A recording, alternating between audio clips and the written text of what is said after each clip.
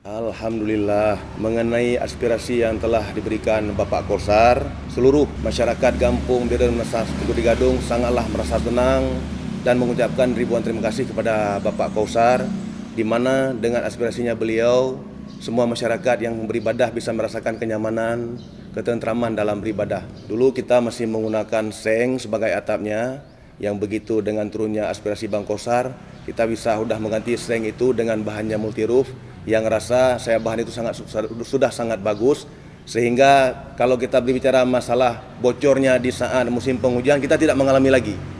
Nah, kita sudah bisa beribadah dengan tenang. Saya berharap dan seluruh masyarakat Kampung Biren Nusa Kebudi Gadung kami berdoa semoga Bang Korsar dengan izin Allah bisa terpilih di 2019 yang akan datang.